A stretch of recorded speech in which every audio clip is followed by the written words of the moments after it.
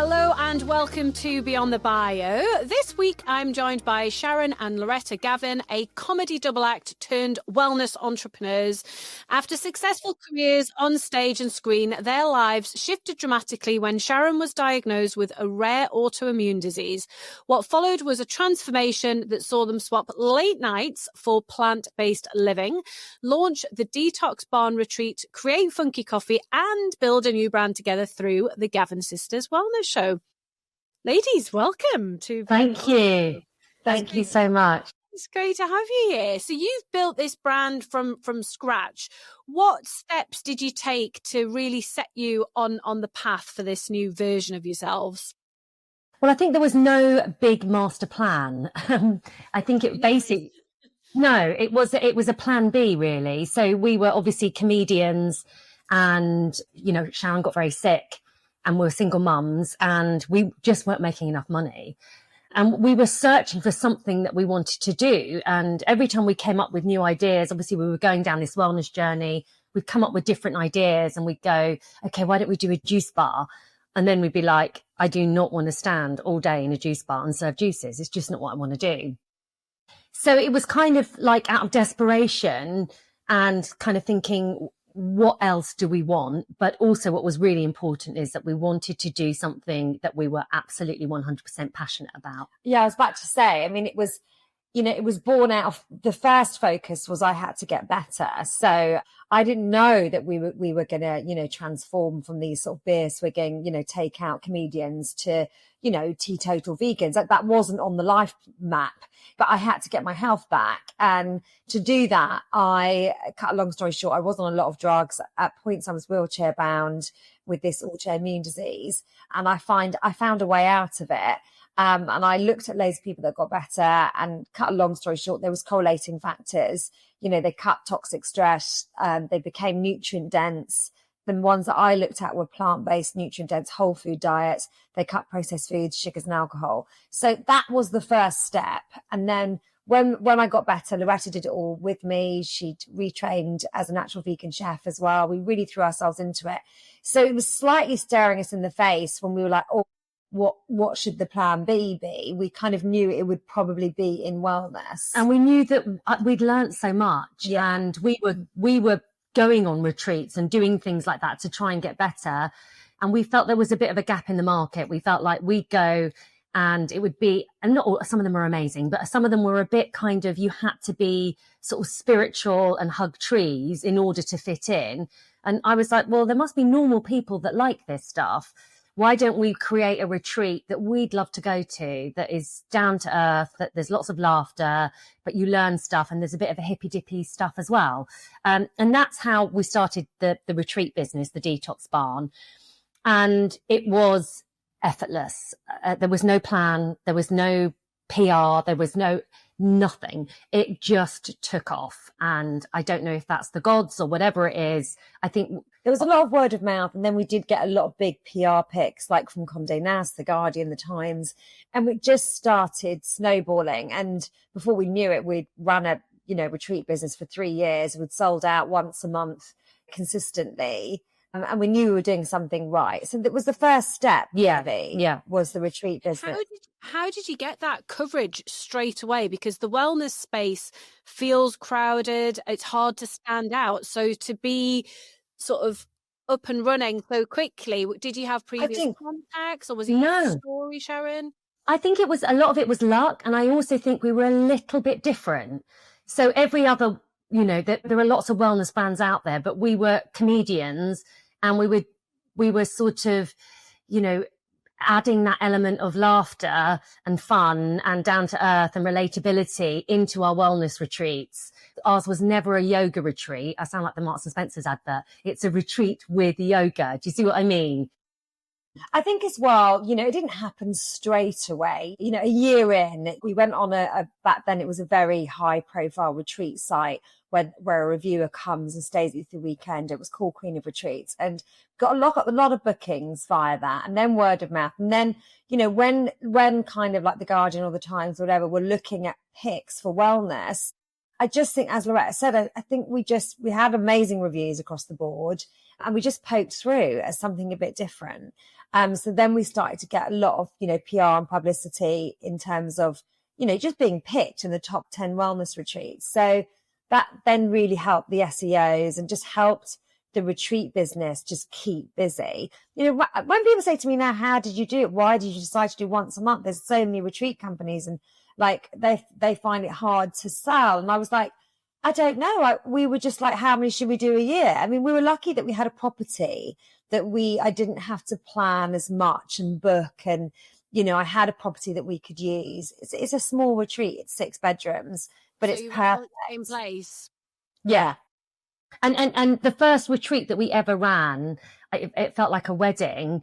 And, just to give you a bit of an idea, we basically told everyone that this was the last room and they could get it for half price. I mean, we didn't make a penny, but we just knew that we had to fill it. Yeah. How different is your retreat today versus that very first one that you did? Has it evolved much? Yes, I mean, it's evolved in the fact that we are experts. We have learned so much. I mean, since I started the retreat, I retrained as a natural vegan chef. We started a podcast. We have interviewed so many incredible experts. I think so. Our wellness workshops are a lot better. Yeah. Before it was based on me getting well and what I did. And now it's really, it is based on that as well. But it's also based on a lot of science from experts and books that we've had access to through our podcast. But again, we always add humor. Like the workshops are very interactive. We have a laugh.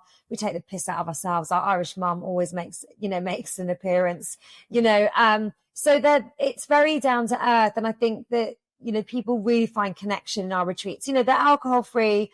By the end of it, everybody's laughing. It's digital detox as well. But I sometimes have to ask myself, how did we do it? How did we just keep getting people? But we just did. Don't get me wrong. Obviously, we went through COVID and, there was even a couple of years ago, I think, when the economy started to get a bit like people got a bit nervous, the bookings dipped a bit, but we've managed to just sort of keep going and we've never got bored of it. We absolutely love doing it.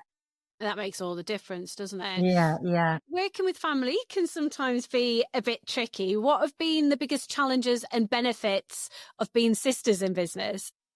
Well, I think the benefits completely outweigh any negatives. And if there are negatives, they're very small, but we are very unusual. So I think the normal person going, oh, could I live and work with my sister? Majority would say no. We are very, very aligned. We're probably more like twins. That's the only way I can describe it. So, we occasionally argue and disagree, and there can be the dynamic of Lauretta being the older sister. So she makes a decision and she thinks it's final. And I'm like, well, hang on a minute. Maybe I might have a different idea about this. So we have that dynamic, but we're usually mainly on the same page about stuff, aren't we? But there's also a refreshing kind of bullshit. Bullshit. I don't have to dance around her. I can say what I think. I can insult her and know that she won't be insulted. And, we can work through problems quicker. Yeah, in a really honest, direct way, rather than going, that's a really lovely idea. And I hear what you're saying. We don't do any of that. We're like, what? No, don't be ridiculous. That'd never work. And they hold on, give it a second. Oh, so it's that kind of thing. So it's a very easy relationship. And we make each other laugh and we still enjoy working together. Sounds brilliant. Sounds like a dream. Tell me about the podcast. Why did you decide to start a podcast and how has that impacted the business? Well, the reason we started was because we kind of felt like, obviously we're comedians, and each week at the beginning of the podcast, we kind of share how well we've lived. And, 9 times out of 10, it's something funny and ridiculous and we haven't lived very well at all. So we thought it'd be nice to share that element of us and interview people. It was kind of one of our strengths. And it was also, I know this sounds, it wasn't a business strategy. It was like, we just wanted to keep learning. And it was a way of forcing us. We'd have guests booked on and we'd go, right, I've got to read their book. I've got to, ask questions. I've got to, think about this. And it just felt so aligned with our brand that we could investigate, all the different wellness strategies and theories out there, use our presentation skills, and also bring all that stuff that we've learnt to to the Detox Barn. Yeah, I think that's fundamentally because, because one of our strongest, I mean, we're really bad at admin, both of us. Do you know what I mean? Detail, very small detail. But what we're good at is communicating and connecting. And that is, it's such a strong skill in both of us. It was kind of crazy. It was kind of a no-brainer. Has podcasting opened any unexpected doors around collaborations or clients or partnerships? I know you said there that it's encouraged you to read certain books and learn more about topics, but have you got any kind of standout stories around opportunities it's led to? Well, I suppose we've met extraordinary people, really, really incredible people, and we've managed to sort of use them in our network. I mean, actually, we just ran a festival last week, and one of our guys, Justin Cafrey, he was on our podcast. He's very good friends with the Happy Pair, who are kind of big, kind of wellness double act, I suppose. And it was just really nice. He came and sought us out and met us in person. It was like, you realise it's quite a small world, and then he's connected us now with the Happy Pair that are going to come on the podcast. And just little things lead to little things. Yeah. I mean, first and foremost, it's never like, oh, what could this possibly lead to? You never have that agenda. You just, if you have a great connection, then great. And if you have a great conversation, then brilliant. And that's obviously other people have recommended our podcast. So when we're trying to get other clients, they'd be like, we had Rachel Kelly and Sandra Parsons recently, and one of them recommended the other one to come on. So it's just that kind of really nice supportive, that support that you get within that world. Yeah. And what advice would you give to other small businesses that are thinking about podcasting as a brand building tool? I would just follow your passion. I wouldn't force a podcast because it's a tick boxy exercise that brands do.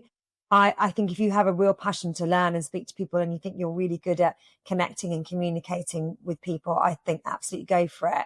But I don't think it's I don't think it should be a tick box exercise. I think if it's a passion of yours, I think you should follow it. Because there's millions of podcasts. And I also think people can smell it. If you're just doing it because you think this is the thing to do, people, they get whiff of that, if they feel that you're doing it because actually there's something you want to share and you feel like you've got something different to say, or you feel like this is important, then that's the reason why it will support your business and it will give you authority. And that's what it's given to me and Sharon, is that, even now, if we do wellness talks, like we did a wellness talk at Carfest, at the Chris Evans Carfest, and a lot of our talks, we take things from our podcast. We'll say, so we've interviewed Sandra Parsons. She talks about longevity, and we use everything that we've learned in our talks now. And I think that's such a good point around needing to be passionate about it, because it is actually quite a big commitment, isn't it? Yes. Oh my God, yeah.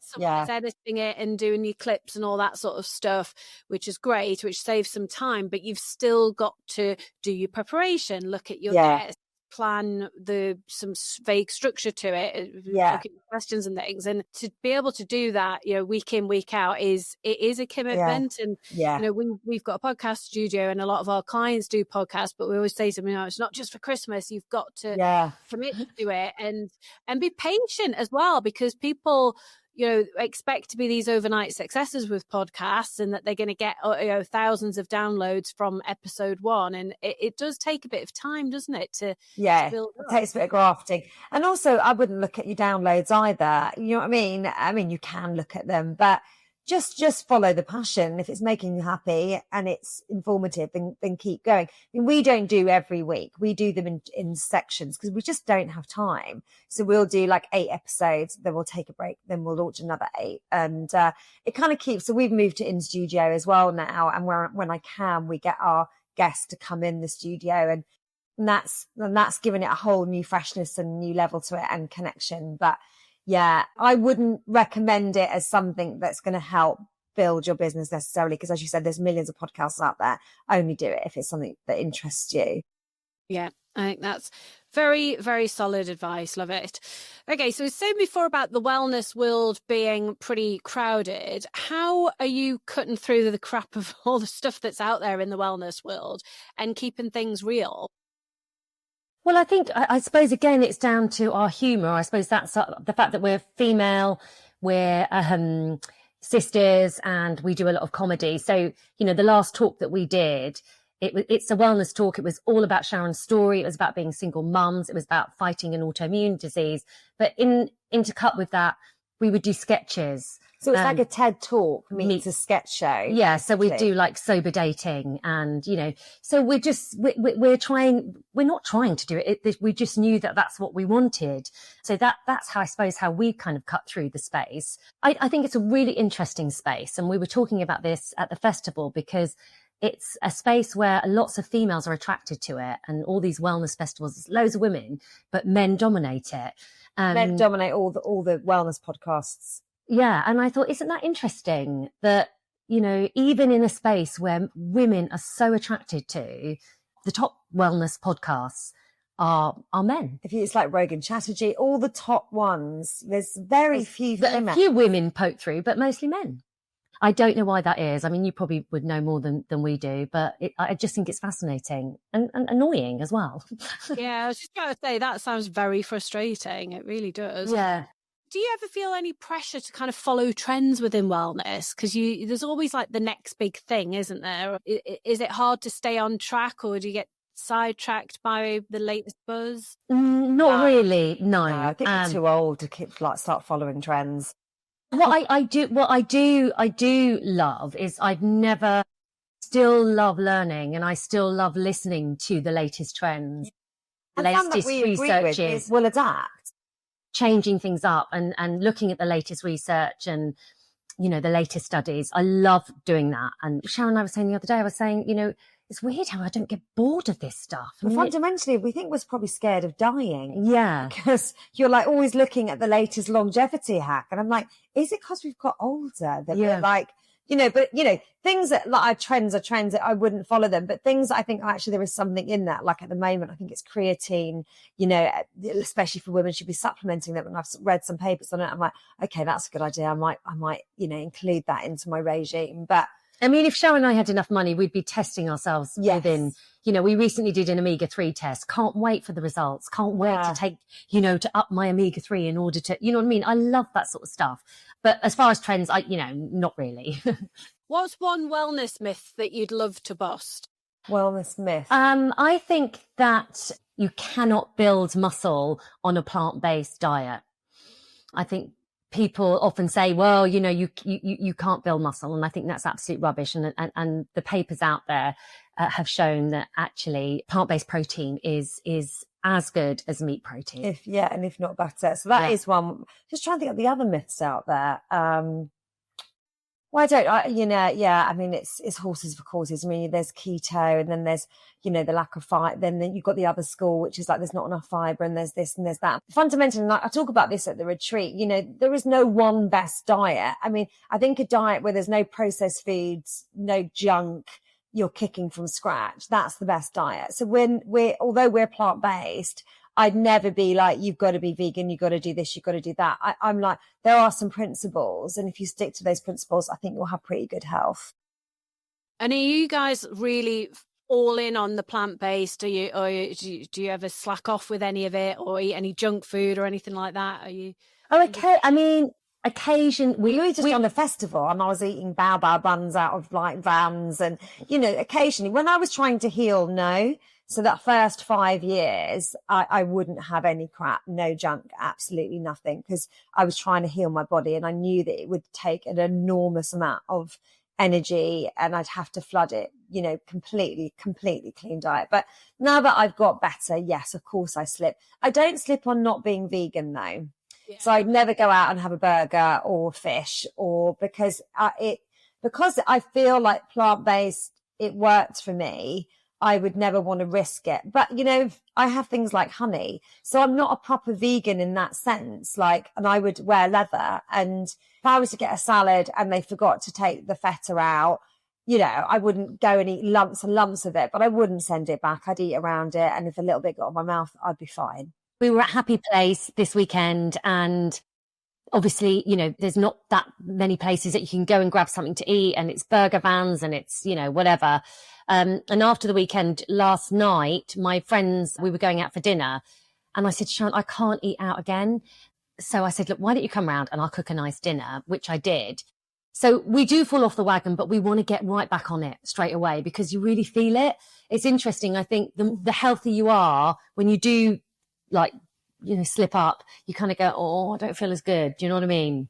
Yeah. And I think especially as you get older, this is something that me and my friends are talking about all the time. And I've tried plant-based and felt really good when I've done it, but I just struggle. I mean, I haven't eaten meat for 30 years, so that's fine, and I'll never go back to meat, but I do struggle with being that extreme all the time. However, it does make me feel good, so you've got to weigh this up. Yeah. It's the same with alcohol. If I don't drink a lot, but when I do, I then feel so awful, and I'm really, really into my sleep quality, and even one drink really affects my sleep, and I can see it in my sleep scores. So it's frustrating, isn't it? And I have these conversations with my friends all the time about, oh, we felt so good when we didn't have any alcohol for like a month, and then we'll go out and drink wine, and then we moan about it the next day. Why did we do this? I know. I think with alcohol as well, I mean, I gave up 13 years ago, and I'm really passionate about alcohol free, and it's the best thing I've ever done with my life. And my only regret was that I didn't do it sooner. And we talk a little bit about this in our talks, and it's the difference between that eudaimonia happiness and hedonistic happiness. And the eudaimonia happiness is a slow burn, but it's just feeling good when you go to sleep, or, that first cup of tea in the morning, or, just feeling that peaceful, settled feeling that contributes to long-term happiness. But that hedonistic is that couple of wines, you're out with friends and you are having a good time. But if you really unpick it, you would have had a good time anyway. And all you've actually done has been quite destructive to your body. And then you pay the price. So it's a crazy cycle. And I've totally been there where I really, really annoyed at myself because I was really feeling good and now I feel crap. And, and it's not our fault because we live in a society that basically encourages it. And it is actually a number one carcinogenic as well. And, this information is coming to the forefront and we are being educated now, and loads of people are stopping drinking. And I think thank God, because I really think it's destructive. And I've totally been where you've been. And obviously it sounds like you don't drink that much. And I was a regular drinking. I loved going out with the girls and drinking wine. But the truth is, they're your mates. We're built for connection. You would have had a good time anyway. Yeah, I totally agree. And I don't notice it if I go out with friends that aren't drinking and we're not drinking. Yeah. I don't notice it, other than, especially if we stay up late as well, because I still almost feel like I've had a hangover. So for me, yes, you do. Yeah. It is linked to, because I'm exactly the same. Basically, being hungover and being lack of sleep feels exactly the same. I mean, the hangover is worse and you get more anxiety and you feel sick. But it's quite similar. It's a depletion of energy, isn't it? Yeah. So interesting. And as we get older, we're so much more aware of these things, and it such bigger impact. In my 20s, I was quite wild, and I'd be out most nights. Me too. Yeah. Through in the morning, and I'd be fine. But it's interesting, and maybe it's, as you're saying, we want to live longer and have all these things. So I totally get it. So interesting. And it's about living longer well. That's all it's about. Our time's up when our time's up. We just want to, all the years we have got, we want to be living well and functioning and, fit and strong. That's all we want. Completely. I could talk about this topic all day because it's definitely a hot topic for me and my friends. But looking ahead, what's next for the Gavin Sisters brand? Well, we had our first branding meeting yesterday, and so far we've done everything ourselves on Canva and, blah, blah, blah.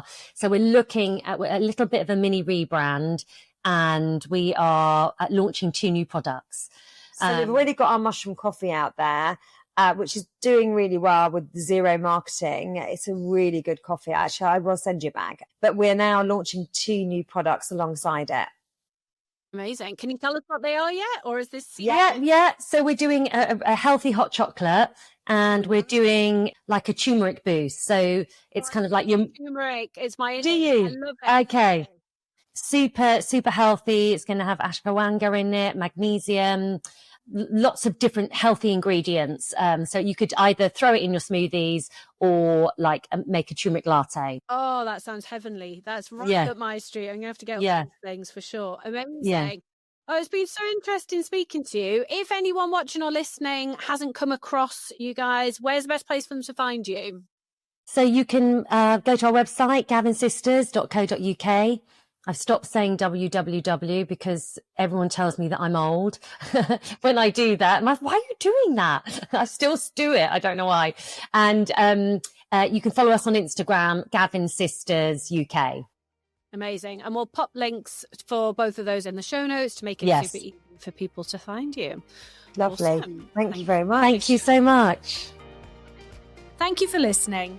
If you're serious about growing your profile, take our free profile assessment quiz to see where you're at right now and get hints and tips on how to improve your score. You'll find the link to the quiz in the show notes. If you've enjoyed the episode, it would be mint if you'd subscribe, like, and leave a review. See you next Monday.